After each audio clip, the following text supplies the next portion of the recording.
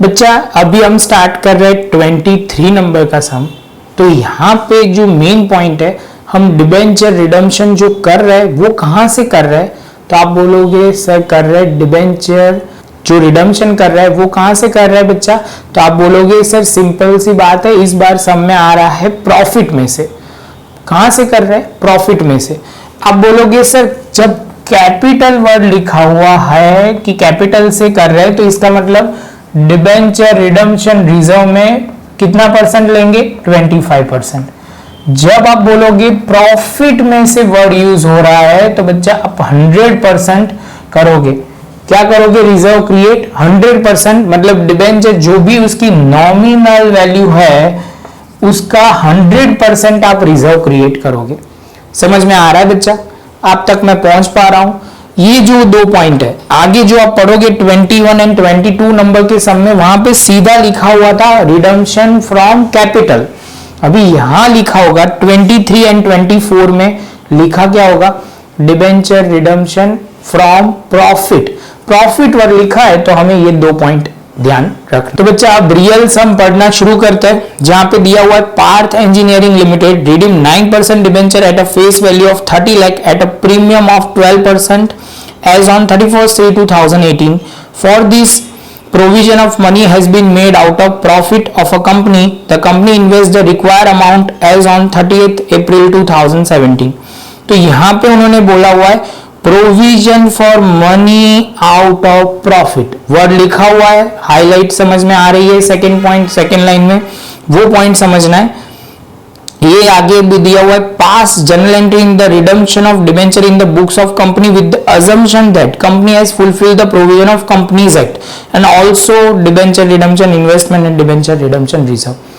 यहां तक का तो क्वेश्चन था। आप बोलोगे सर इसमें और क्या नया आएगा, तो नया बस एक यही पॉइंट है प्रॉफिट वाला, और इन्वेस्टमेंट तो आप जो कर रहे थे जो एक साल पहले करा जाता है 15% ऑफ नॉमिनल वैल्यू, वो आपको करना है। क्लियर है, फेस वैल्यू में कई बार बोलता था, उससे अच्छा प्रॉपर वर्ड है नॉमिनल वैल्यू, जो एग्जैक्ट वर्ड बोला जाता है। चलो तो बच्चा सबसे पहले जो मुझे ध्यान रखना है, मेरे पास कितने डिबेंचर है वो एक बार लिख ही लेते हैं। यहां पे आप बोलोगे सर आपके पास 30 लाख डिबेंचर है, प्रीमियम जो आपको पेमेंट करना है एट अ प्रीमियम ऑफ 12%, तो यहां पे आप बोलोगे सर सिंपल सी बात है 3,60,000 आपको पेमेंट करना है, 3,60,000 पेमेंट करना है, तो 33,60,000 पेमेंट होगा टोटल। क्लियर। अभी आप आई इन्वेस्टमेंट की बात, इन्वेस्टमेंट हो रहा है, वहां से रिडम्पशन की एंट्री शुरू होगी, डेट है 34 अप्रैल बोला हुआ है 2017। आप बोलोगे सर लिखो debenture redemption investment account debit होगा, क्रेडिट क्या होगा, पैसे जा रहे हैं इसलिए बैंक अकाउंट क्रेडिट होगा। कितनी अमाउंट पे, तो आप बोलोगे 13 लाख का 15% तो होगा 4,50,000, 4,50,000। पहला पॉइंट क्लियर हुआ। दूसरी एंट्री जब ईयर एंडिंग पे होगा, जब मतलब आप बोलोगे सर जब रिडम्पशन करना है तब, तो रिडम्पशन जो होने वाला है वो 31/3/2018 को होगा। पहली एंट्री तो इसको ही उल्टा देंगे, जो पैसे हमें जो रिडम्पशन के थे इन्वेस्टमेंट के पैसे वापस मिल जाएंगे, सेल कर देंगे, तो आप बोलोगे बैंक अकाउंट सर वापस डेबिट होगा और क्रेडिट होगा डिबेंचर रिडम्पशन इन्वेस्टमेंट अकाउंट 4,50,000, 4,50,000। तो ये एंट्री क्लियर समझ में आ रहा है। इसके बाद बच्चा आप बोलोगे सर ये तो समझ में आ गया, तो अब भी हम ट्रांसफर करेंगे कहां पे, डिबेंचर रिडम्पशन रिजर्व। आप बोलोगे सर कहां से करोगे, तो वर्ड लिखा जाएगा surplus in statement of profit and loss account, तो आप बोलोगे वहां से डेबिट होगा और डिबेंचर रिडम्पशन रिजर्व अकाउंट में क्रेडिट होगा।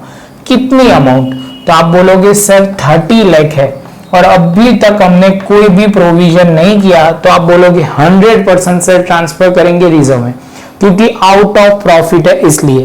तो यहां पे आप बोलोगे 30 लाख सर हो जाएगा। तो ये एंट्री भी क्लियर बच्चा।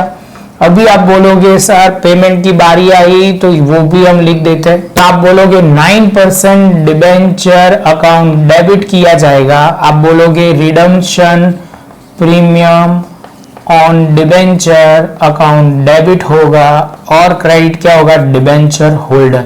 कितनी अमाउंट, तो यहाँ पे ऑलरेडी किया हुआ है 33,60,000, जिसमें से 30 आप बोलोगे वो लैख है वो डिबेंचर के है और 3,60,000 प्रीमियम के। टोटल अमाउंट पेमेंट जो करनी होगी वो आप बोलोगे 3,60,000। यहां तक बच्चा आपको कोई डाउट नहीं होना चाहिए। ये मेन पॉइंट थे और इंपॉर्टेंट पॉइंट थे जो आपको ध्यान में रखना है। उसके बाद बच्चा आप बोलोगे 31/3/2018 को एक और नया पॉइंट होगा, डिबेंचर होल्डर को पेमेंट किया जाएगा और यहाँ पे आप बोलोगे बैंक अकाउंट क्रेडिट किया जाएगा। कितने से, 33,60,000। क्लियर बच्चा। आप बोलोगे सर ये तो समझ में आ गया, और लास्ट में आप बोलोगे सर रिजर्व अकाउंट रिजर्व में ट्रांसफर करना है। तो आप बोलोगे सर यहाँ पे जो एंट्री है कौन सी वाली, तो आप बोलोगे सर ये डिबेंचर होल्डर के बाद आप रिडम्पशन में जो ट्रांसफर यहाँ पे हमने जो किया था वो जनरल रिजर्व में ट्रांसफर किया जाएगा। तो यहाँ पे लिखा जाएगा जनरल रिजर्व और यहाँ पे 30 लाख आ जाएगा। बच्चा ये पॉइंट आप ऐसे देखो तो पहले के सम के हिसाब से कोई नया पॉइंट नहीं है।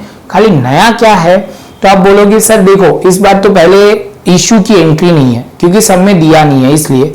और दूसरा जो पॉइंट ध्यान में रखना है, यहाँ पे 100% कर रहे हैं। अभी आगे जो सम करने वाला है वो आप बोलोगे सर यहाँ पे आगे के सम में ऐसा होगा, थोड़ा ऑलरेडी प्रोविजन किया होगा, थोड़ा करना बाकी होगा, जितना बाकी होगा उतनी अमाउंट चेंज होगी। बाकी एंट्री तो सब सेम होने वाली है, लेकिन हम प्रॉपर लिख के ही करेंगे। आप बोलोगे सर एक सम प्रैक्टिस के लिए भी एज यूजुअल आएगा ही, तो आप बोलोगे 20 नंबर की सीक्वेंस में चल रहा था, एक बार देख लेते हैं वही है ना, कुछ आगे पीछे, हाँ वही है, चलो सही है। इलास्ट्रेशन नंबर 20 ये मैं लिख देता हूं यहाँ पे